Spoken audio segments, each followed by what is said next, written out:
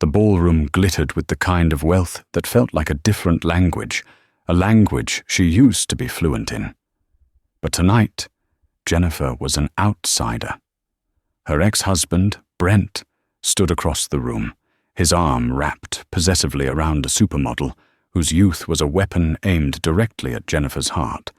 He'd discarded her, his wife of 10 years, for this newer, shinier version. When he finally saw her, a cruel smirk spread across his face. He began walking towards her, a predator spotting wounded prey, ready to remind her of everything she had lost. He had no idea she was pregnant with his child, and he certainly couldn't imagine that the quiet gentleman who would soon intervene held the power to shatter his entire world.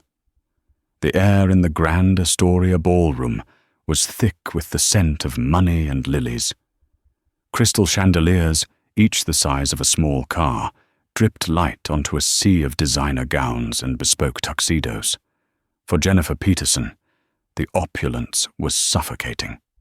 A year ago, she would have stood in a room like this beside her husband, Brent Adler, her hand resting on the arm of his Tom Ford suit. Tonight, she was here as a ghost, a peripheral figure who had managed to get her fledgling event planning business, Peterson Premier, a tiny contract to supply the floral arrangements for the VIP lounge. It was a humiliating step down, but it was a step. Her life had been cleaved in two. There was the before, a decade spent supporting Brent's meteoric rise in the private equity world. She'd been his strategist, his sounding board, his partner in all things. She managed their life with meticulous care so he could focus solely on his ambition.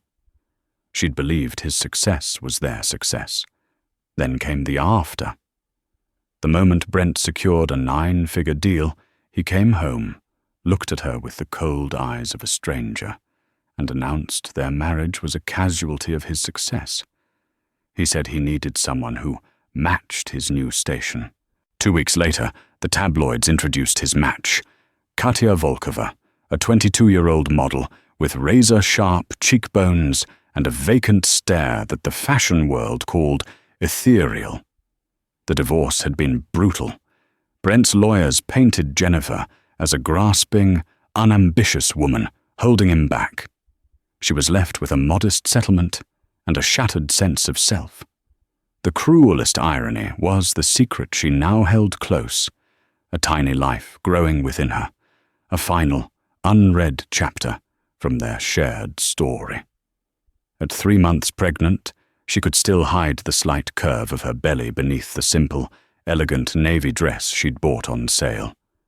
She was checking on an arrangement of white orchids when she heard his voice, that smooth, confident baritone that once promised her the world and now only echoed with deceit. "Well, well, look what we have here. I didn't realize they were letting the staff mingle with the guests." Jennifer's heart seized. She turned slowly. Brent stood there, looking infuriatingly handsome. Beside him, Katya clung to his arm, a vision in crimson silk that seemed to defy gravity. She looked Jennifer up and down with an expression of mild disgust, as if noticing a stain on the carpet. "Brent," Jennifer said, her voice tight. "Katya." "It's pronounced Katya," the model corrected, her accent a clipped Eastern European affectation. "You must be the ex-wife. Brent has told me so little about you." The words were designed to sting, to reduce 10 years of history to a footnote. Brent's smirk widened. He gestured around the opulent ballroom. "Brings back memories, doesn't it, Jennifer? We used to own rooms like this. Now, you're just here to water the plants." His eyes raked over her dress, her simple pearls, the faint lines of stress around her eyes. "You know, I tried to tell you. You let yourself go. This industry, this world, it has no place for mediocrity." Each word was a carefully aimed dart. He knew exactly where she was most vulnerable. He was performing for Katya, cementing his narrative of trading up. "My business is doing just fine, Brent," Jennifer managed to say, her chin held high, even as her insides trembled. "It's honest work." "Honest work?"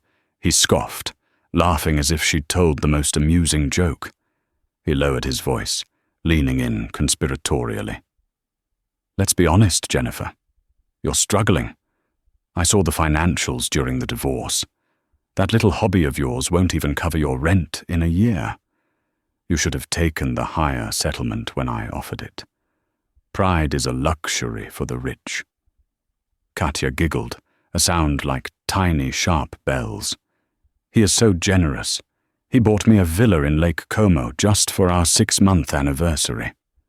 The cruelty was breathtaking. It wasn't enough for him to leave her.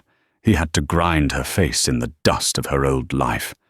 He glanced at her midsection with a dismissive flick of his eyes. "And you should really hit the gym.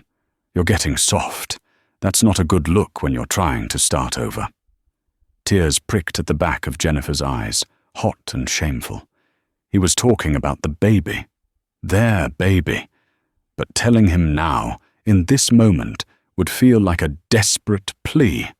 Another thing he could use as leverage, or, worse, mock her for. She wouldn't give him the satisfaction. She straightened her shoulders, looking him directly in the eye. "I'm sorry you feel the need to do this, Brent. It must be exhausting, being so insecure." His smile vanished, replaced by a flash of anger. He'd hit a nerve. Before he could retort, a distinguished-looking man who was one of the event's primary benefactors approached them. "Brent Adler, good to see you. Heard the Apollo deal is going well." Brent immediately straightened his tie, the charming corporate shark back in place. "George, fantastic to see you. Let me introduce my fiancée, Katya Volkova." He didn't even glance at Jennifer as he turned his back on her, dismissing her as completely as he had dismissed their marriage. She was left standing alone, the scent of lilies suddenly cloying, the glittering lights of the ballroom blurring into a painful, hazy glare. She had to get out. Fleeing the main hall, she stumbled through a set of French doors onto a secluded stone terrace overlooking the city. The cool night air was a relief against her flushed cheeks. The distant sounds of traffic were a balm compared to the cacophony of judgment inside. Leaning against the cold balustrade, Jennifer finally let the tears fall. Silent tears for the woman she had been, the life she had lost, and the terrifying, uncertain future she faced alone with her unborn child. She felt utterly, hopelessly broken. The terrace was a sanctuary of shadows and silence. Jennifer wrapped her arms around herself, a futile attempt to hold together the fracturing pieces of her composure. The city sprawled below, a tapestry of indifferent lights, each one a window into a life that was not hers, a life that was likely happier, simpler. She thought she was alone until a quiet voice cut through the darkness. A beautiful view. It almost makes the noise in there bearable. Jennifer gasped, wiping at her tears with the back of her hand. A man had stepped out from the deeper shadows near the far end of the terrace. He wasn't one of the young, brash finance types who flocked around Brent. This man was older, perhaps in his late 50s, with a mane of silver-streaked dark hair and a face that spoke of quiet authority and deep intelligence. He wore a perfectly tailored charcoal suit, but he wore it with an ease that suggested the clothes were an afterthought, not a statement. There was an air of stillness about him that was immediately calming. "I'm sorry," Jennifer stammered, embarrassed to be caught in such a vulnerable state. "I didn't see anyone." "Please don't be," he said, his voice a low, pleasant rumble. He didn't move closer, giving her space. Sometimes a bit of solitude is the most valuable commodity at these events. He gestured vaguely back toward the ballroom. "A lot of peacocks in there, all displaying their feathers." Jennifer couldn't help a small, watery smile. I just ran into the prize peacock. The man's eyes, a startlingly clear shade of blue, held a knowing and compassionate look. He didn't press for details. Instead, he stepped forward and offered her a folded, crisp white handkerchief from his breast pocket. "For your tears," he said simply. She hesitated for a moment before taking it. The linen was cool and smelled faintly of cedar and clean air. "Thank you," she whispered, dabbing at her eyes. "You're very kind." "Kindness costs nothing," he replied, leaning against the balustrade, a respectful few feet away from her. "It's the one currency they can't trade in there." He looked out at the skyline, lost in thought for a moment. "My late wife, Isabella, she used to say these galas were like watching a play where all the actors are desperate for the lead role, but they've forgotten all their lines." The mention of his late wife was so natural, so filled with a gentle melancholy, that it created an immediate sense of intimacy. Here was a man who understood loss. "She sounds like she was very wise," Jennifer said softly. "She was the wisest person I ever knew," he affirmed, a faint smile touching his lips. He then turned his gaze to her, not with pity, but with genuine curiosity. "I noticed the floral arrangements in the lounge, the way the calla lilies were structured to create both height and flow. It was exceptionally well done. Very sophisticated. Was that your work?" Jennifer was taken aback. No one, not even the event coordinators, had commented on the artistry of her work. They had only cared about the price. "Yes, it was. Thank you. It's my company, Peterson Premier." "Peterson Premier," he repeated, as if committing the name to memory. "It takes a good eye and a steady hand to create beauty in the midst of chaos. A rare skill." He paused, his gaze thoughtful. "That man you were speaking with, he did not seem to appreciate rare skills." It was a simple observation, yet it validated her feelings more than any effusive sympathy could have. "He's my ex-husband," she found herself admitting. "He values other things now." "Shiny things, I imagine," the man said with a wry tone. "They're attractive, but they rarely have any real substance. They don't last." He looked at her directly then, and his expression was serious, paternal. "Don't let someone who only values glitter convince you that you are not gold. Gold is heavy, it's real, it endures the fire." His words resonated deep within her, a profound truth that cut through the fog of Brent's insults. Gold endures the fire. She felt a flicker of the strength she thought she had lost forever. "Thank you," she said, her voice thick with emotion. "I needed to hear that. We all need to be reminded of our own value from time to time," he said. He pushed himself off the balustrade. "I should return. I have a speech to give, unfortunately." He gave her a small, kind smile. "I hope the rest of your evening is more peaceful, Miss Peterson." "It's Jennifer," she said quickly. "Jennifer," he repeated. "A lovely name. Good night." He gave a slight nod and disappeared back into the ballroom, leaving Jennifer alone on the terrace, clutching his handkerchief. He had never even told her his name. He was just a stranger who had appeared in her darkest moment, offered a few words of profound wisdom, and then vanished. As the noise of the gala drifted out to her once more, it sounded different, less intimidating. The peacock calls were still there, but now, thanks to the kind stranger, she could hear the echo of her own worth underneath it all. The weeks after the gala blurred into a routine of survival. Jennifer poured every ounce of her energy into two things: her growing baby and her struggling business. The encounter on the terrace, though brief, had lit a pilot light inside her. Gold endures the fire. The phrase became her mantra. She took on any job, no matter how small, from birthday parties to corporate luncheons, executing each with a level of perfection that began to get her noticed. Her reputation for elegance and reliability started to spread through word of mouth. The memory of the kind stranger lingered.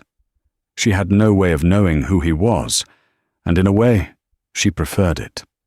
He was an anonymous angel, a moment of grace in a sea of hardship. Her big break came 4 months later. She received an email with the subject line, "Proposal Request, Salvatore Industries Corporate Retreat." Salvatore. The name meant nothing to her, but the scale of the project outlined in the email made her heart race. They wanted a 3-day, all-inclusive luxury retreat in the mountains for their top 75 executives. This was leagues beyond anything she had ever handled. The budget was astronomical. Fear and excitement warred within her. This was the kind of contract that could make her business. It was also the kind that could ruin her if she failed. Chanting her mantra, she spent a week doing nothing but crafting the most detailed, creative, and impeccable proposal of her life. She researched venues, chartered helicopters for transport, designed farm-to-table menus with a renowned chef, and planned team-building exercises that were both sophisticated and effective. She poured her soul into the 50-page document and sent it off, convinced it was a long shot. 2 weeks later, her phone rang. It was a woman named Genevieve, the executive vice president of Salvatore Industries. "Ms. Peterson," Genevieve said, her voice crisp and professional, "we have reviewed your proposal for the corporate retreat. It is exceptional." Jennifer could barely breathe. "Thank you." "Our CEO was particularly impressed with your vision," Genevieve continued. "He has requested a final meeting with you to go over the details before we sign the contract. He takes a very personal interest in his team's morale. Can you be at our headquarters tomorrow at 10 a.m.? The next morning, Jennifer, now noticeably pregnant at nearly 7 months, chose a professional maternity dress that was both comfortable and elegant. She walked into the Salvatore Industries headquarters, a sleek glass and steel tower that bespoke immense power and wealth. The lobby was minimalist and vast, dominated by a large, beautifully detailed scale model of a private jet. She was escorted to the top floor, to a corner office with a panoramic view that seemed to encompass the entire city. Genevieve met her at the door, a polished woman in her 40s with an intelligent smile. "Jennifer, thank you for coming. The CEO is just finishing a call. He'll be right with you."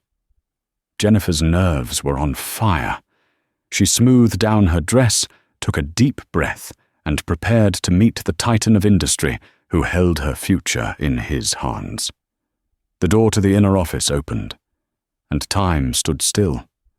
Walking towards her, a warm smile of recognition on his face, was the kind stranger from the terrace, the man who had given her his handkerchief, the man who had told her she was gold.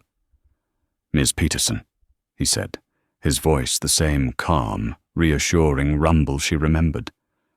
"Or may I call you Jennifer? I had a feeling your proposal would be the one." Jennifer was speechless. She could only stare, her mind reeling to connect the anonymous benefactor on the balcony with the CEO of this corporate empire. He chuckled softly at her expression. "My apologies. I should have introduced myself that night. I'm Dominic Salvatore." "You," she finally managed. "You're the CEO of Salvatore Industries." "I am," he confirmed, "and I have to confess, my interest in your company wasn't entirely random. After our conversation, I was impressed by your resilience." I asked Genevieve to discreetly look into Peterson Premier. Everything I saw confirmed my initial impression. Creativity, integrity, and a tremendous amount of grit. When this retreat project came up, I told her to ensure you were invited to submit a proposal. You won this contract on your own merit, Jennifer. I simply made sure you had the opportunity to compete." A wave of emotion washed over her, shock, gratitude, and an overwhelming sense of validation. He hadn't just been kind, he had believed in her. He had seen her at her absolute lowest, and had not seen a failure, but a fighter. I don't know what to say," she stammered. "Say you'll accept the job," Dominic said with a gentle smile. "And then, after our meeting, perhaps you'll allow me to take you to a proper lunch. I imagine planning a mountain retreat for 75 demanding executives is best done on a full stomach." In that moment, sitting in the opulent office of a man she now knew was a major force in the business world, Jennifer felt a profound shift. The world that had seemed so cruel and closed off was, it turned out, full of unexpected possibilities. It wasn't just a contract she had won. It was a chance to rebuild her life on a foundation of her own making, supported by the quiet, unwavering belief of a man who saw her value when she could no longer see it herself. Working on the Salvatore Industries retreat was like stepping into a different reality. Jennifer was no longer a struggling solopreneur trying to convince skeptical clients of her worth. With Dominic's full backing, she was treated as an esteemed partner. Resources were never an issue. When she suggested a Michelin-starred chef, Dominic's team had him booked within the hour. When she wanted to arrange for personalized, monogrammed leather portfolios for each executive, the finest artisan was commissioned. Throughout the intense planning process, Dominic was a constant presence, not as a micromanager, but as a mentor and collaborator. He had an office set aside for her at the headquarters, and they had daily meetings.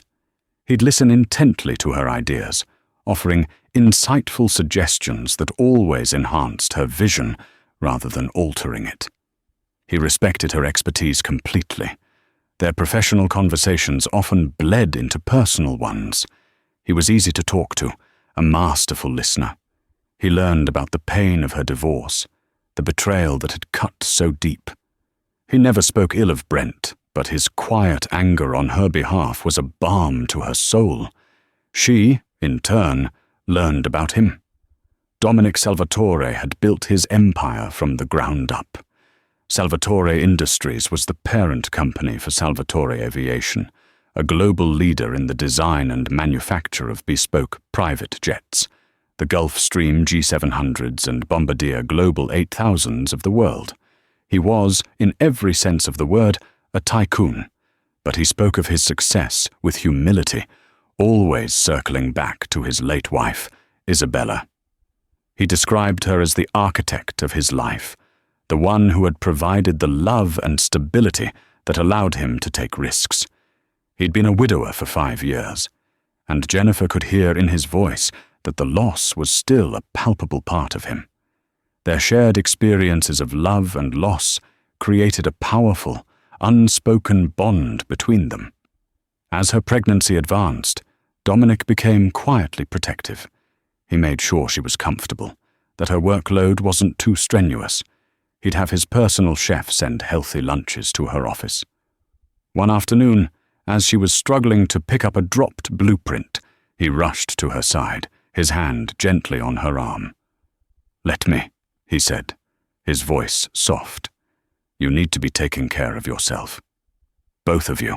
His gaze dropped to her swollen belly with such tenderness that it made her breath catch. He had never once made her feel that her pregnancy was an inconvenience or a complication. He treated it as a natural, beautiful part of her life. One evening, they were working late, finalizing the logistics for the helicopter transfers. The city lights twinkled outside his panoramic window. "Jennifer," Dominic said, his tone shifting from business to something more personal. "I hope this isn't too forward, but the father of your child, is he involved?" Jennifer hesitated, the old wound aching. "No," she said quietly. "He doesn't know." He's not the kind of man who would welcome this news. He made his choice to start a new life very clear. Dominic's jaw tightened, a flicker of cold fury in his blue eyes. Any man who would willingly walk away from the chance to be a father, to be your partner, is a fool of the highest order. His loss is monumental. The conviction in his voice was absolute. In that moment, the last vestiges of shame she felt about her situation melted away. Brent's rejection was not a reflection of her worth, but of his own profound character flaw. Their relationship was evolving. The deep respect had blossomed into a genuine and profound affection. It was in the small things, the way he'd bring her a cup of decaffeinated tea just the way she liked it, the way his eyes would light up when she walked into a room, the way he would share stories of Isabella with her, entrusting her with his most precious memories. The retreat was an overwhelming success. The executives raved about the seamless execution and the thoughtful details. The board of Salvatore Industries was thrilled. Jennifer's reputation was solidified overnight. Peterson Premier was no longer a small, struggling business. It was an elite event planning firm with a major corporate triumph under its belt. A week after the retreat, Dominic invited her to dinner at a quiet, exclusive restaurant. It wasn't a business meeting. "Jennifer," he began, reaching across the table to gently take her hand. "Over these past few months, I have come to admire you more than I can possibly say. You are the most resilient, intelligent, and compassionate woman I have ever met. You remind me so much of Isabella's strength, and yet you are uniquely, wonderfully yourself." He paused, his gaze earnest and direct. "I know the timing is complicated. Your life is complicated. But I have fallen in love with you, and if you would let me, I would love to be a part of your life, and the life of your child. I want to build something new, with you." Tears streamed down Jennifer's face, but for the first time in over a year, they were tears of pure, unadulterated joy. The man who had found her broken on a terrace was now offering to help her build a new world. It was a world she hadn't dared to dream of, a world where she was not just accepted, but cherished. "Yes," she whispered, her hand tightening around his. "Yes, Dominic. I would love that." A year can change everything. The woman who entered the Grand Astoria ballroom for the annual philanthropic gala this year was not the same one who had fled it in tears 12 months prior. Jennifer Peterson was now Jennifer Salvatore, having married Dominic in a quiet, private ceremony 2 months ago. She was no longer a ghost in the background. She was the radiant wife of one of the evening's main patrons, and she walked with a confidence that came from being profoundly loved and respected. Her baby, a beautiful, healthy boy named Nicholas, was at home with a trusted nanny. Jennifer's body, once a source of insecurity, was now something she regarded with pride. It had created a life, and she adorned it tonight in a custom-made emerald green gown that shimmered under the chandeliers, a stark contrast to last year's sail-rack navy dress. A magnificent diamond necklace, a wedding gift from Dominic, rested at her throat. It wasn't the jewelry that gave her confidence, but the meaning behind it, a symbol of the new life she had built. Her business was thriving beyond her wildest dreams. Under the umbrella of Salvatore Industries, Peterson Premier had been rebranded as Salvatore Premier Events, the exclusive planner for the corporation's vast global needs and a sought-after firm for a clientele of billionaires and blue-chip companies. Dominic was by her side, his hand resting possessively on the small of her back. He looked at her with an adoration that was plain for all to see. They were a power couple, not because of their wealth, but because of the palpable strength of their partnership. Across the room, Jennifer spotted Brent Adler. He was there with Katja, but the triumphant gleam of last year was gone. Brent looked frayed. His suit was still expensive, but it seemed to hang on him differently. There were whispers in the financial world that his firm, Vanguard Capital, had a difficult year, losing out on several key deals. Katja, meanwhile, looked bored and restless, her eyes constantly scanning the room, as if searching for a better opportunity. The shine had clearly worn off their romance, revealing the transactional nature beneath. Brent hadn't noticed them yet. He was busy holding court with a small group of sycophants, his voice a little too loud, his laughter a little too forced. Jennifer felt a strange sense of detachment. He was no longer a monster haunting her nightmares, but a pitiable figure from a past life. "Are you all right, my love?" Dominic asked, his voice a low murmur in her ear. "I'm more than all right," she said, turning to smile at him. "I'm exactly where I'm supposed to be." Then Brent saw her. His eyes widened in disbelief. He did a classic double-take, his brain struggling to process the transformation. He saw the gown, the diamonds, the confident posture. He saw the powerful, distinguished man by her side. His expression cycled rapidly through shock, confusion, and then, predictably, to a smug, condescending sneer. He excused himself from his group and began to walk towards them, dragging a pouting Katja behind him. Jennifer felt a familiar knot of anxiety tighten in her stomach, but then Dominic squeezed her hand gently, a silent message of support. She stood taller. She would not be intimidated by this ghost. Brent stopped a few feet from them, his eyes raking over Jennifer in a way that was meant to be demeaning. "Well, Jennifer, my, you certainly clean up nicely when someone else is paying the bills. I guess you finally found yourself a rich old man to take care of you. I should have known you had it in you." Katja snickered beside him. "The dress is nice. Is it a rental?" The insults, which would have shattered her a year ago, now felt pathetic and hollow. They bounced off the armor of her newfound self-worth. Jennifer simply looked at him, a calm, pitying smile on her face. She didn't need to say a word. But Brent wasn't finished. He turned his dismissive gaze on Dominic. "You should be careful, old man," he said, his voice dripping with false concern. "She comes with a lot of baggage and has very expensive taste. Once she gets her claws in you, she won't let go. I'd know." The air grew cold. Dominic's amiable expression dissolved, replaced by a glacial calm that was far more terrifying than any outburst of anger. He looked down at Brent from his slightly taller height, as if observing an insect. The battle was about to be joined, and Jennifer knew, with absolute certainty, that Brent had just made the biggest mistake of his life. The air in the ballroom thickened as Brent Adler approached, a predator closing in on what he still perceived to be wounded prey. Katja trailed in his wake, a vibrant slash of crimson silk, her expression one of utter boredom that barely masked a simmering cruelty.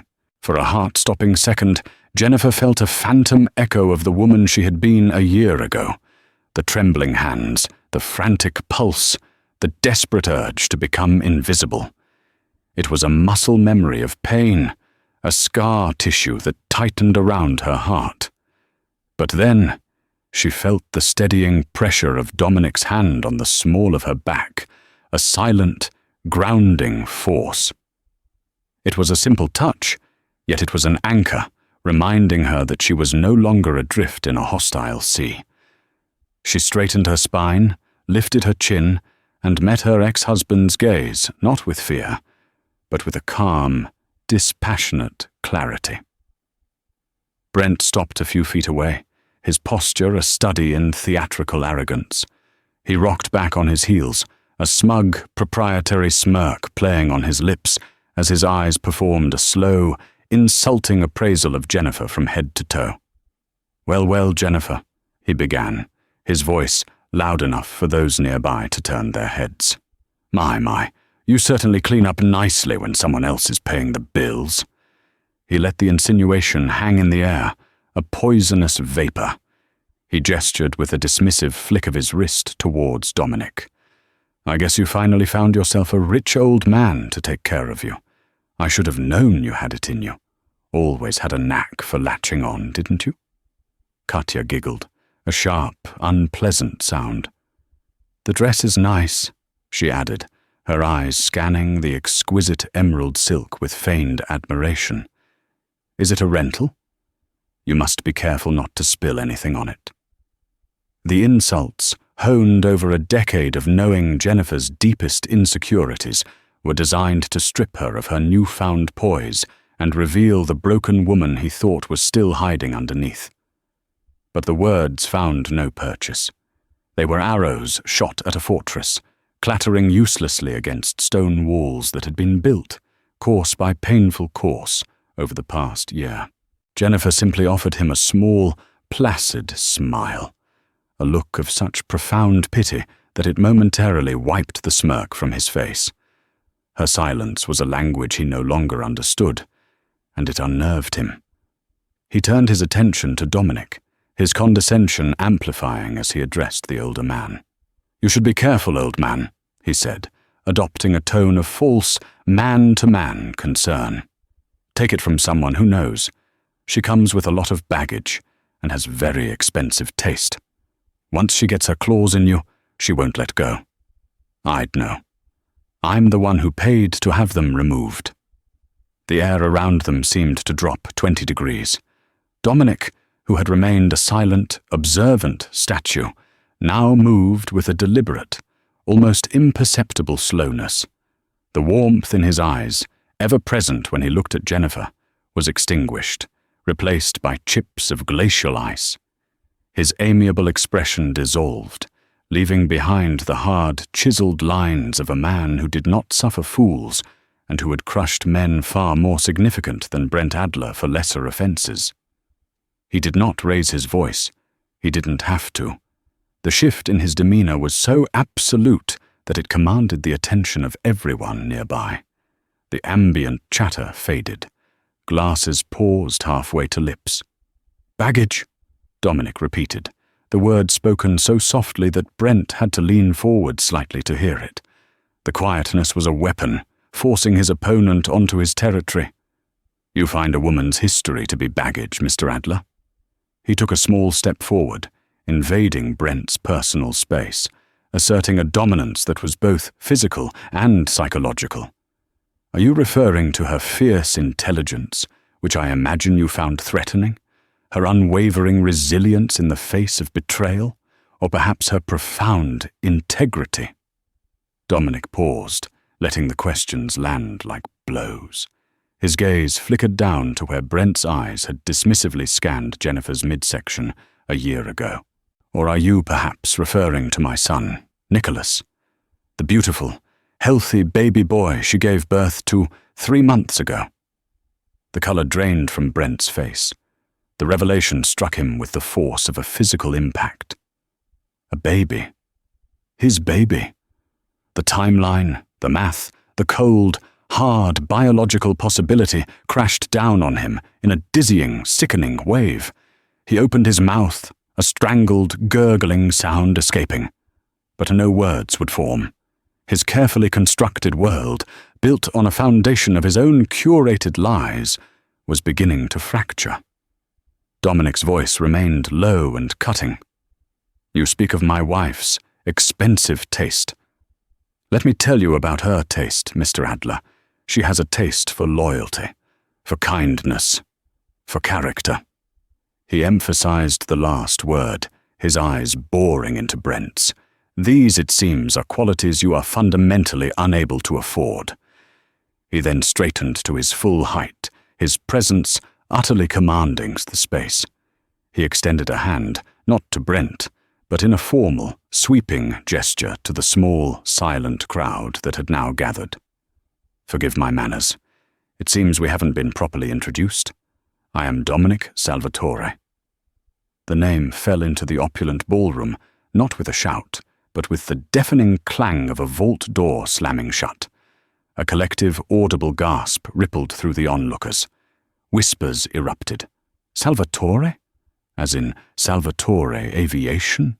Brent's managing partner, a portly man named Robert Henderson, who had been making his way over to greet the titan of industry, froze mid-step, his face a mask of dawning horror. Brent stumbled back, his face a ghastly shade of white. He looked as though he'd been struck by lightning. Salvatore. The name was a legend in his world, a symbol of untouchable power and astronomical wealth. And Vanguard Capital's most important proposal, the one that represented the future of his career and the firm's entire fiscal year, was sitting on this man's desk. "Mr. Salvatore," Brent stammered, his voice a hoarse croak. He looked from Dominic's implacable face to Jennifer's calm one, his mind failing to bridge the impossible gap. I had no idea. This is... Jennifer is your wife?" "She is," Dominic confirmed, his voice like steel. "And I, Mr. Adler, am very familiar with you.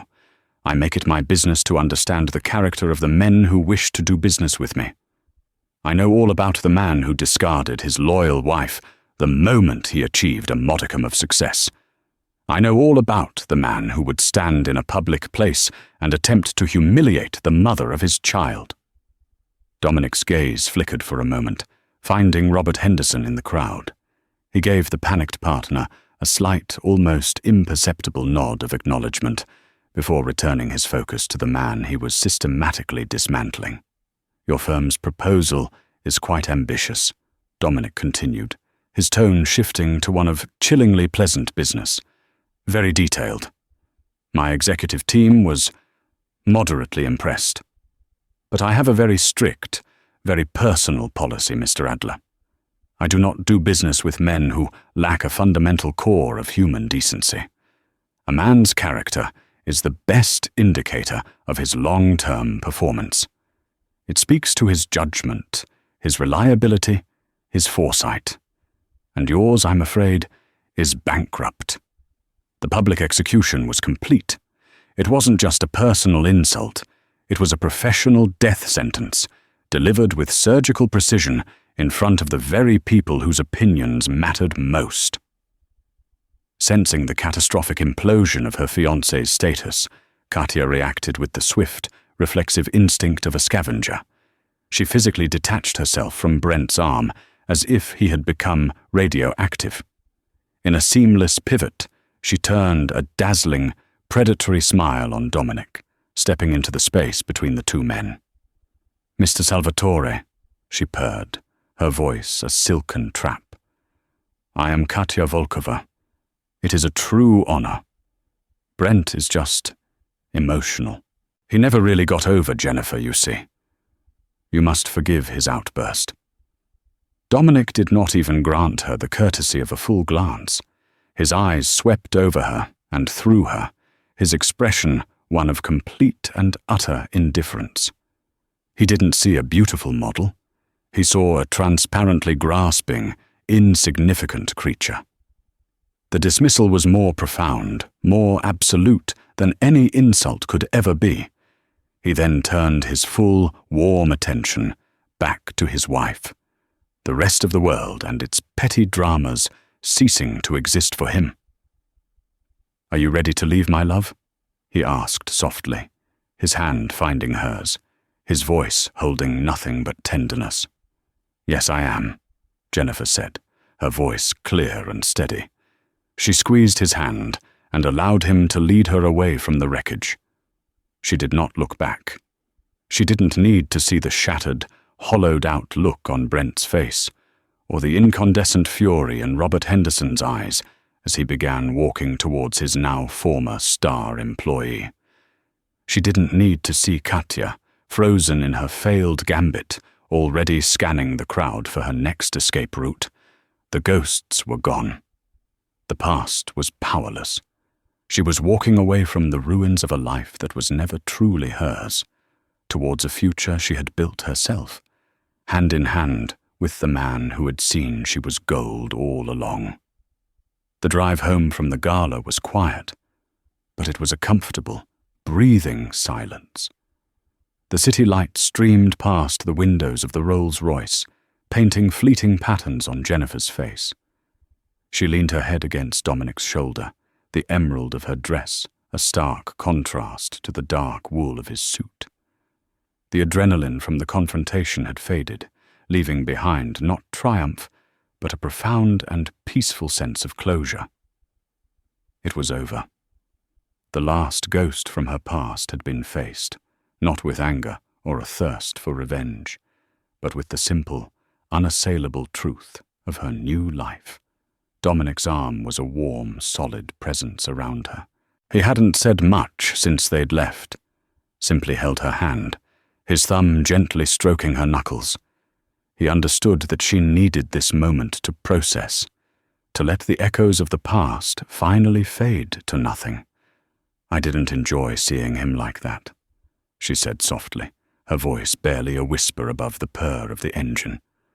"So small, so pathetic."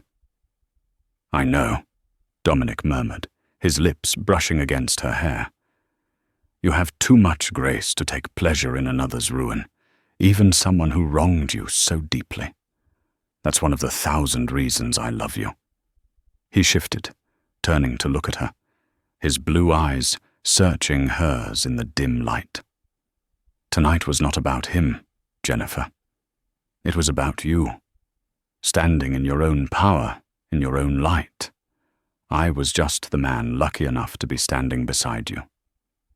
His word settled over her, a blanket of warmth and validation. This was the difference. Brent had used his power to diminish her, to make her feel small so he could feel big. Dominic used his to lift her up, to reflect her own strength back at her, until she couldn't help but see it herself. The news of Brent Adler's professional demise trickled down to her over the next few days, not as a thunderous explosion, but as the quiet, inevitable collapse of a rotten foundation. Genevieve mentioned it in passing, a clipped, professional update during a meeting. Vanguard Capital had terminated his position, citing a restructuring. Katya's departure was even less ceremonious, a footnote in a gossip column about her being seen on the arm of a German shipping magnate in Monaco. Brent had simply vanished from the world they inhabited. He had traded gold for glitter, and the glitter, predictably, had blown away in the first strong wind, leaving him with nothing. Jennifer felt a brief, distant pang of pity for the man she had once loved, then let it go. His downfall wasn't her victory. Her victory was the 6 a.m. light filtering into the nursery, illuminating the dust motes dancing in the air above her son's crib. It was the milky scent of baby Nicholas as she lifted him into her arms, the feel of his tiny, perfect fingers wrapping around one of hers. It was the fierce, boundless love that made her feel more powerful than any CEO or tycoon. Her victory was walking into the glass-walled offices of Salvatore Premier Events, a name that now commanded instant respect in the industry. She would lead her team through a brainstorming session for a tech billionaire's destination wedding in Bali, her ideas sharp, her vision clear, her confidence absolute. She was no longer just a support system for someone else's ambition. She was the architect of her own, building an empire of elegance and perfection, brick by thoughtful brick. Her victory was the quiet evenings with Dominic after Nicholas was asleep, the two of them sharing a bottle of wine on the terrace of their home, overlooking the city that had once seemed so hostile. They would talk about everything and nothing, his latest aviation project, her most demanding client, their son's first smile. Theirs was a partnership of equals, a seamless blend of minds and hearts, built on a foundation of unshakable respect. It was on one such peaceful afternoon, 3 months later, that Dominic told her he had a surprise for her. They drove to a private executive airfield, the late afternoon sun casting long shadows across the immaculate tarmac. In front of them, shimmering as if it were forged from solidified light, sat a brand new jet. It was a Salvatore Aviation Stratos 900, the company's flagship, a marvel of engineering and luxury that looked more like a vessel from the future than a mere airplane. "Dominic, she's beautiful," Jennifer breathed, her eyes wide with awe. "The latest and greatest," he said, a proud smile on his face.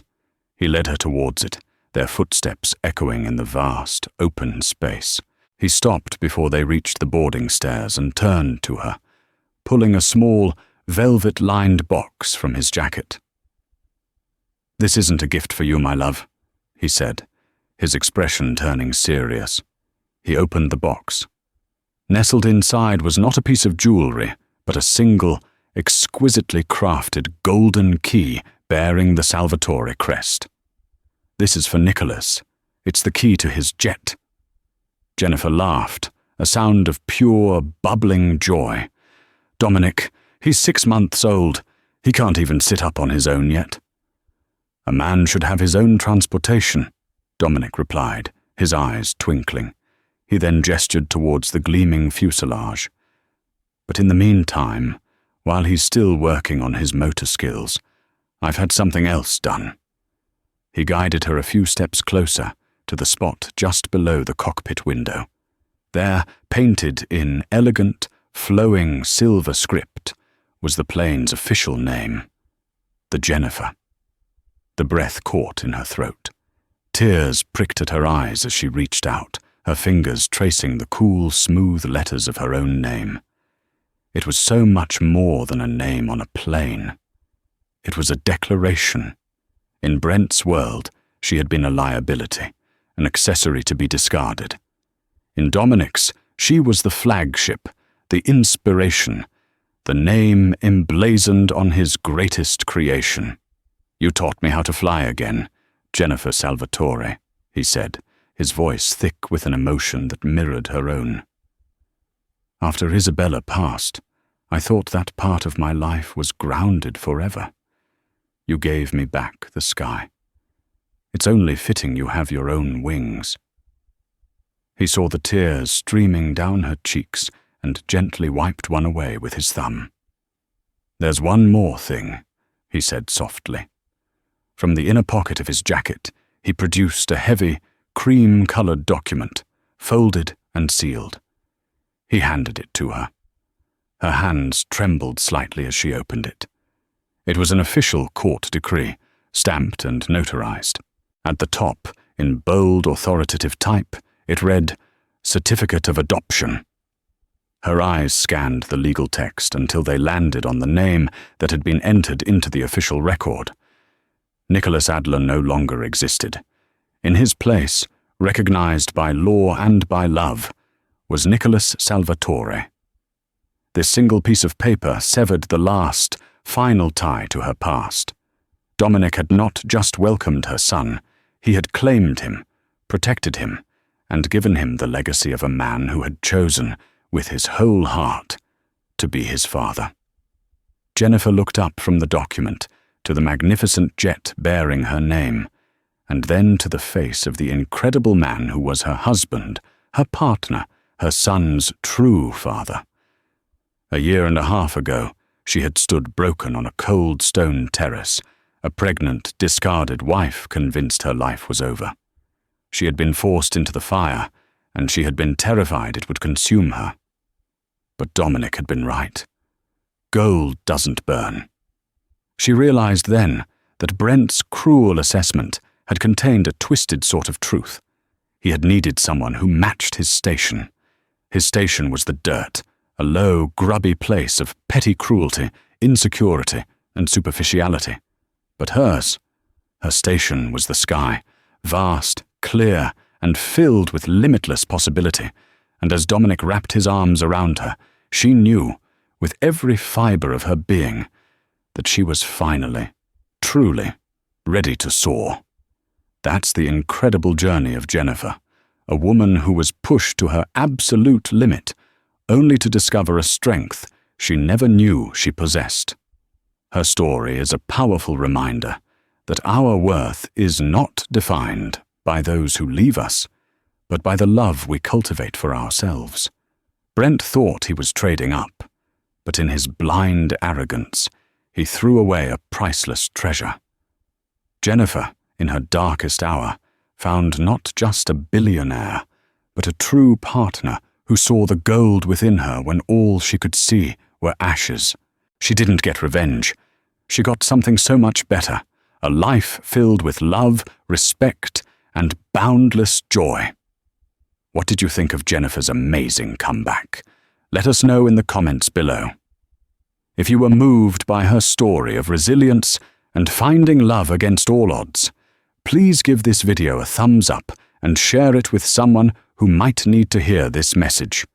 And don't forget to subscribe and hit that notification bell, so you never miss another story of sweet, sweet karma and ultimate triumph.